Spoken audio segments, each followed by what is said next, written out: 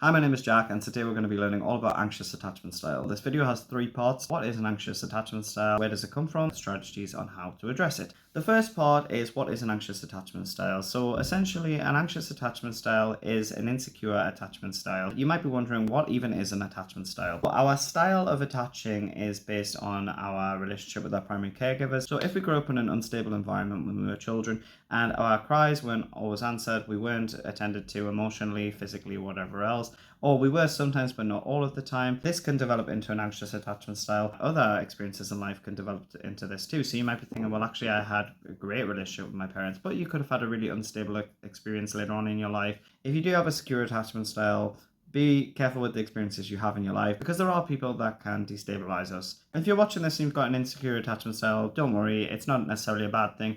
It just means that you might have more difficulties in your relationships, but there is something you can do about it. So you might be wondering, what even is an anxious attachment style? How does it show up in relationships? Anxiously attached people often tend to overthink, okay? So you might not like this term because oftentimes the anxiously attached person cannot help it. They will be told, you might be overthinking this, and they will read into situations a lot because they're constantly thinking that they're going to be abandoned. Let's take a relationship. So we've got 2 characters, Katie and Jamie, and Katie is anxiously attached. And she's constantly anxious and worried about where Jamie is. She's been told many, many times that she's a bit of an overthinker, and she doesn't know how to stop it. She tends to worry that people are going to abandon her, and she thinks that people don't really want to spend time with her. Gets reassurance from Jamie. It's never enough. She feels like she always needs to be told that she is loved, and sometimes even that might not cut it. When she's together with Jamie, she tends to feel great, but when she's away from Jamie, she tends to ruminate and can't think about anything else other than Jamie. And she might be thinking, why am I like this? I'm just constantly worried that he's going to leave me, and she's got a lot of fears. Okay, so this is someone that's anxiously attached, and it can be a very painful place to be. So the reason this can make us unhappy is because essentially we're fearing abandonment, and oftentimes we fear abandonment because we didn't receive the validation that we needed when we were children. So we haven't quite got the memo that we are enough and that we don't need somebody in that way. When a child does receive the message that they are enough and they get the validation from their parents, they start to realize that actually they are enough on their own and they don't need to rely so heavily on other people. And then this goes into being an adult who feels secure in themselves and they don't need to strive for affection, and they don't need to prove themselves in any kind of way. But when you're anxiously attached, often you can go for people who are avoidantly attached, or people that aren't going to give you what you need, which keeps the cycle going of, am I going to be left, am I going to be left, am I going to be left, which is known as the anxious avoidant trap. I made a video on that, and I would like you to check that out after this video, because if you're struggling with this, it will really help you out and will give you a lot of information on how to start unpicking these patterns. So as I said, this can come from experiences with our primary caregivers, our parents essentially, and it can make us feel that we aren't good enough because we never got validated, we never got our needs met. And maybe again, you're watching this and thinking, yeah, I did get that stuff, so maybe this isn't me. I still worry about all this stuff. And it is important to normalize some of it, that, worrying sometimes, all of that stuff's normal. Even securely attached people do it. It's not like people who are securely attached are perfect and aren't human. But it is to say that if you are worrying about it a lot, it doesn't necessarily have to have come from your childhood. It can happen at any point in your life, because let's say you've got someone called Mary and you've got someone called Tim, and Tim had a great upbringing, and then Mary cheated on him in a really horrible way. And this destabilized his whole belief in relationships. And then he started to find himself worrying all of the time if all the women he was going to meet are going to be like Mary, that are going to cheat on him and essentially devalue him and betray him. So this made Tim go from having a secure attachment style to an insecure attachment style, to becoming really anxious and changing his behavior. So essentially, attachment styles, it can be useful to think of them as thinking styles, essentially, because that's what they are. They're essentially beliefs and ways that we think about the world. So you might be wondering, okay, that's all great information, but how can I address it? Okay, so a secure attachment style is somebody who, generally speaking, feels okay on their own, or they feel okay in relationship. They don't feel that they're smothered by relationships, but they also don't feel completely isolated when they're not in relationships. You might be thinking, oh, but I missed the boat. I didn't have a good childhood, or I had this terrible experience. I'm never going to get to that point. Now, a lot of people have been where you are and are no longer where you are. And it's because they developed an insecure attachment style.